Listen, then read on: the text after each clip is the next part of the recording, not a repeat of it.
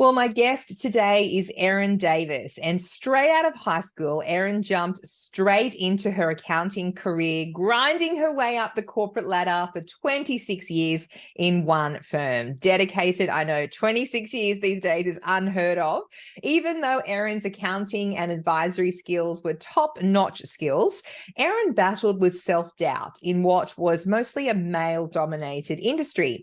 For years, Erin was loved by management, team, and clients, though she wasn't able to see or acknowledge the impact she was making every day. Juggling motherhood brought a new level of self-imposed guilt, expectation, and exhaustion. And Erin is a mum of 3 teenagers. So to Erin, the idea of being successful meant having to do all the things. Though the reality was she was left feeling unfulfilled, emotionally depleted, and like she was just failing at everything. Can relate to that. The turning point came when Erin decided something needed to change, and fast. So Erin experienced her own life-changing breakthrough, and for the first time, she acknowledged her contribution, felt calm, and believed in herself. Since then, Erin has switched jobs, started trail running, and has even completed 2 ultra trail 50-kilometer marathons. And now Erin exudes confidence and is passionate about inspiring other women to feel the same. Erin Davis, welcome to Pitch Perfect. Thank you. Thank you. So much in that. So I guess I'll just start off by saying, what is it you do? Like, you want to help people having gone through that experience that I just described. What is it that you do is, you are a coach. And so who are your people and what do you help them do? So as you said, I'm an accountant. So I love being in that financial space. The women that I want to help I want to help them build their financial confidence, because I know when you build your financial confidence, that means understanding what your financial statements mean, being up to date with things, and just having that whole confidence around understanding the numbers, because I know for a lot of women that feels like they just don't get it. They just don't understand it. It's all too hard and scary. So I really want to connect with those women and build their confidence around that financial aspect, but then also their personal confidence, because when you have the personal confidence, you can then make the decisions, you can step out, you can be sure of yourself and not hesitate and not be worried about being judged by the decisions that you make. So I think that building the financial confidence comes with building your personal confidence as well. Yeah, I love that. And so why do you think, though, that women generally are prone to not having financial confidence? Why is that? I think we have this huge amount of self-doubt, and the whole saying of fake it till you make it is very, very prevalent across everything.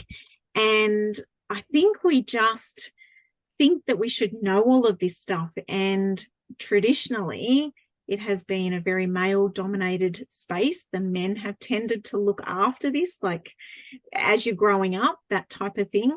So a lot of women just don't have the knowledge. They don't have the understanding. They don't have the confidence to then ask the questions.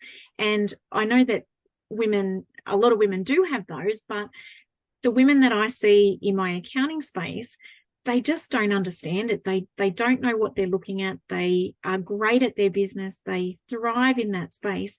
But when it comes to the numbers, they're just like, I got no idea what's going on and I just don't get it. So being able to explain and break it down just then gives them the confidence to know what it is that they're looking at.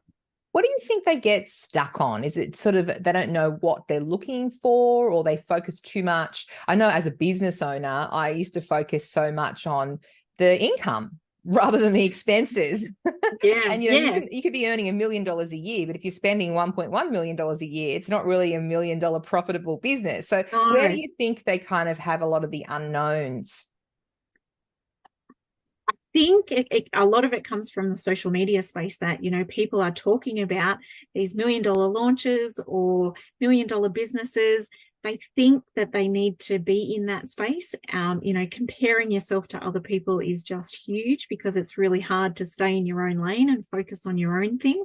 So we're comparing ourselves to everything that's out there. And when people, I suppose, $1 million means different things to different people. It's like Kate Toon's book, Six Figures in School Hours, is 6 figures of what? Like six-figure revenue, 6-figure profit. It all means different things. And I think we get caught up in well, that's what they're doing, or that's what they have. And we don't really know what we should have. So I think it's a lot of the comparisons. Yeah, I mean, gosh, comparison syndrome, whatever the term for it is so real, especially in the course creator space. And I think you're right. People do really get hung up on that 6-figure sort of term, don't they? I want to do 6 figures. And even myself, I'm about to do a launch. And the time this goes to air, hopefully I would have just done a 6-figure launch. But in my head, that's one of my goals. And I wonder why. Do you think it's just because of what you said? Everyone's just branding that term around left, right, and center?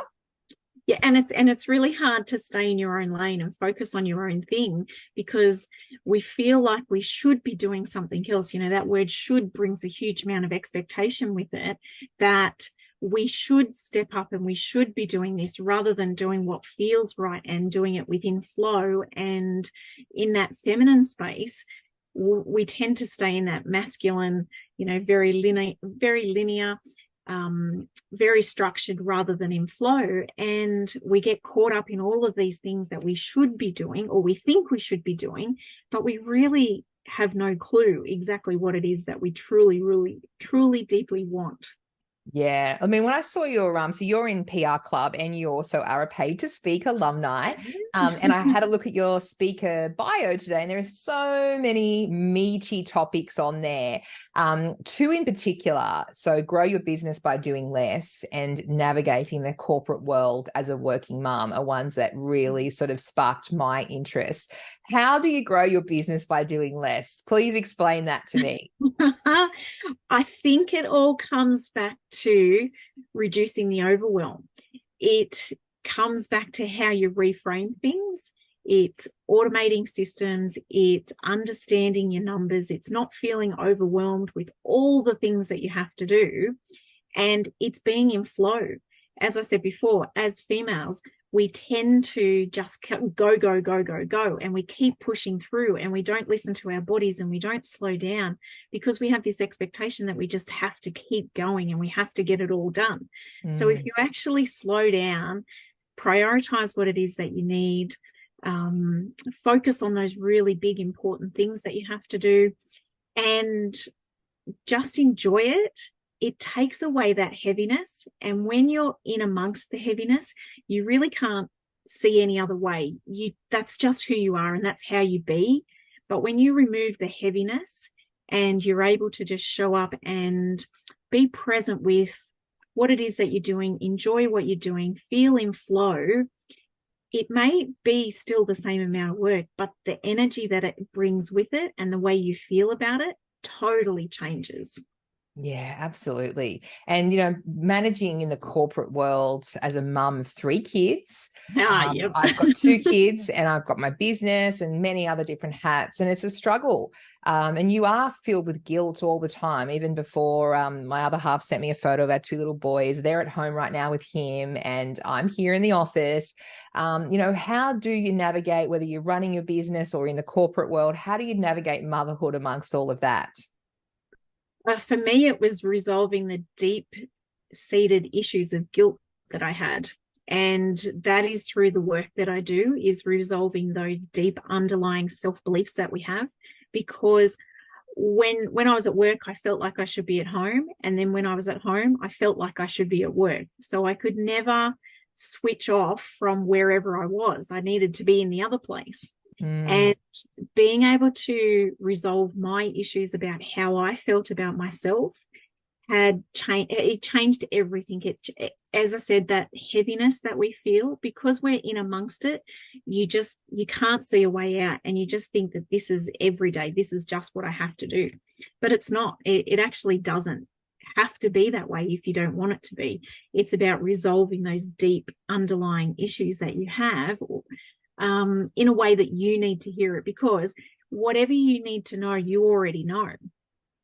Yeah. You need to hear it in a way that you need to hear it. And so what I know about guilt is totally different to what you know about guilt, because you've got your own filters, your own expectations, your own experiences, which are totally different to mine. So I can't teach you how to stop feeling guilty. You have to learn yourself, because it's all about you. It's not about me. So it's about tapping into that internal wisdom so you can hear exactly what it is that you need to hear. Yeah, absolutely. I mean, gosh, in the intro too, talking about you switching jobs after 26 years, I can imagine that would have been a really hard decision. Is it something which you now look back on and think, oh, I should have done it years earlier? Because I mean, look at your life now and you see you, I follow you on social media and you're just out there, competing in these marathons and doing park run every week. Is it something that you have regret over for not doing sooner, or are you just kind of grateful that you did it in the end?